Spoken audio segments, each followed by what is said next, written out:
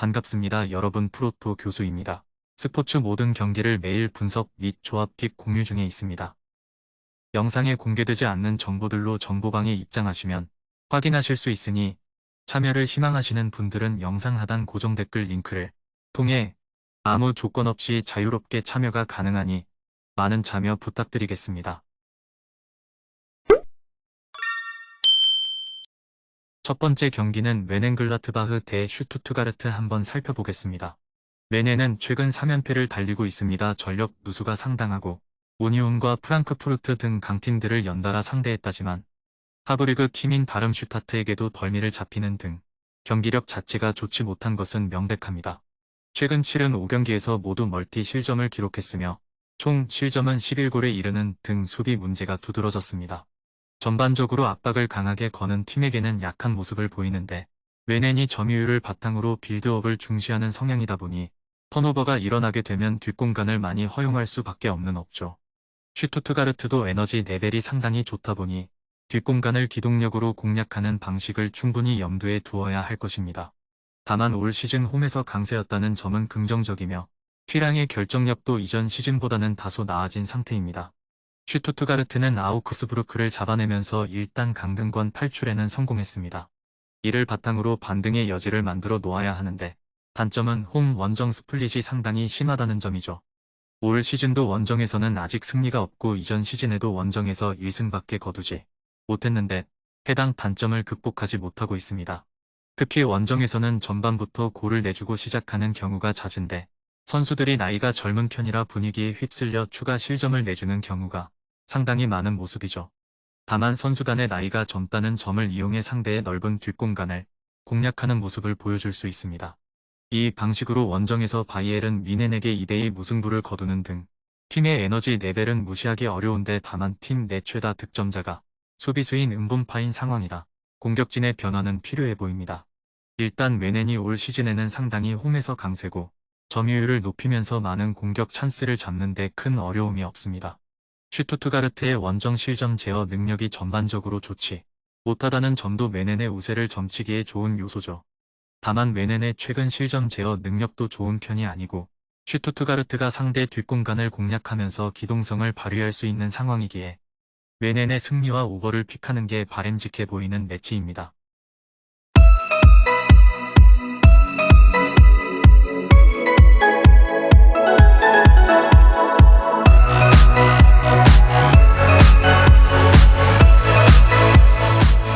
두 번째 경기는 우디네세 대 레체 한번 살펴보겠습니다.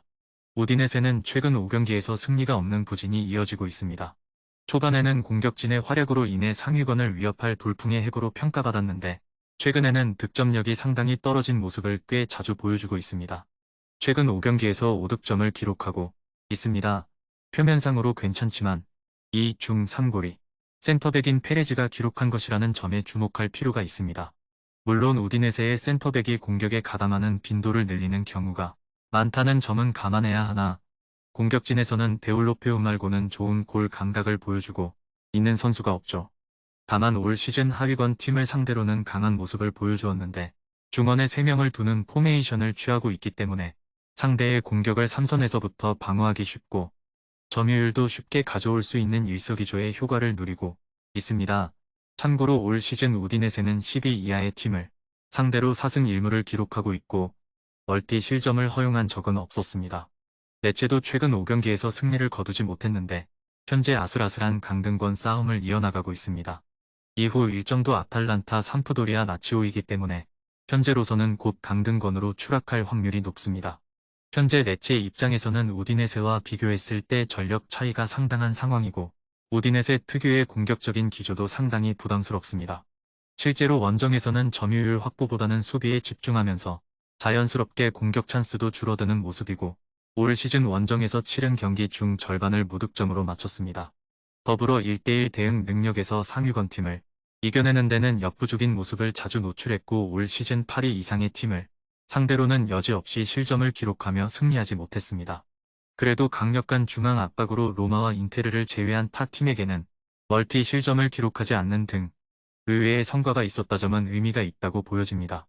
일단 우디네세가 강력한 중원의 힘을 바탕으로 하위권 팀을 상대로는 지지 않는 모습을 보여주고 있는 상황이고 레체도 수세적으로 나서면서 공격 찬스를 거의 잡지 못할 가능성이 높아 보입니다.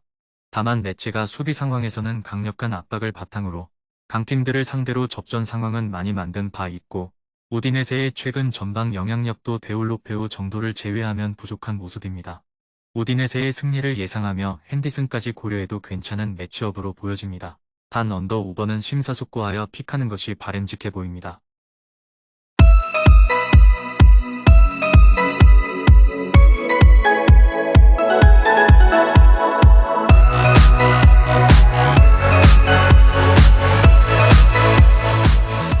마지막 세 번째 경기는 지로나 대 빌바오 한번 살펴보겠습니다. 지로나는 최근 5경기에서 승리가 없는데 이전 경기에서 레알 마드리드와 1대1로 무승부를 거두면서 어느 정도 반등의 계기는 만들었다고 할 수 있는 상황입니다. 그래도 강등권 바로 위까지 순위가 하락한 것은 명백하고 이번 경기에서도 승점 3점을 따기 어려운 상대를 만났다는 점은 동일하다고 보여집니다. 올 시즌 지로나의 컨셉은 높은 점유율과 지공인데 한 수 위의 전력을 가진 팀을 상대로 지로나가 중앙 싸움에서 승리할 가능성은 높지 않은 것이 현실입니다. 이전 경기에서 점유율에서는 밀리는 모습이었는데 롱볼과 속공을 위주로 한 공격이 위협적인 모습을 많이 만들었다는 점은 긍정적으로 보여집니다. 다만 올 시즌 리그에서 무실점 경기를 한 경기도 치르지 못하고 있는 모습인데 특히 기초 빌드업 상황에서 에러가 꽤 나오는 부분이 치명적입니다. 이를 노리고 상대가 전방 압박을 가했을 때의 대처 능력도 월등히 떨어지는 편입니다. 빌바오는 4경기 연속으로 승리가 없던 흐름을 이전 경기에서 끊어냈습니다. 점유율 유지보다는 플랜 A인 빠른 전방 전개와 역습으로 대응했고 많은 슈팅을 만들어내면서 까다로운 상대인 비아레알을 잡아낼 수 있었죠.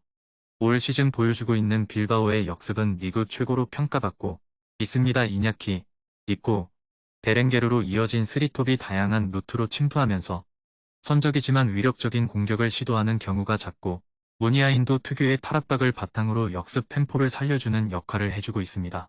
다만 센터백 이니고 비비안의 신장이 작은 편이라 직선적인 공격에는 다소 약한 모습을 보여주었죠. 롱볼과 압박 위주의 헤타페에게도 2실점을 기록하면서 무승부를 거두기도 했지만 바르셀로나 전에서 측면이 너무 쉽게 붕괴되는 모습을 보여준 부분은 우려스럽습니다.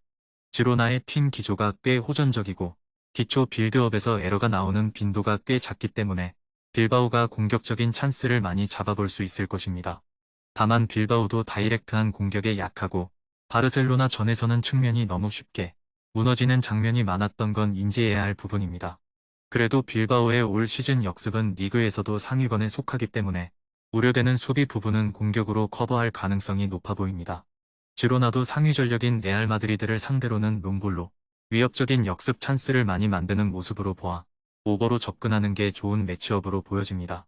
또한 빌바오의 승리도 같이 예상해 보겠습니다. 금일 경기들은 이렇게 알아보았습니다. 좀 더 다양하고 많은 정보를 원하시는 분들은 영상 하단 댓글에 링크 클릭 후 문의하시면 아무런 조건 없이 정보방 입장 가능하니 입장하셔서 정보 받아보시길 바라겠습니다.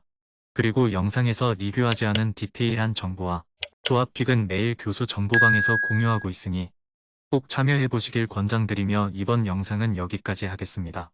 시청해주셔서 감사드리며 늘 여러분들의 건승을 기원합니다. 감사합니다.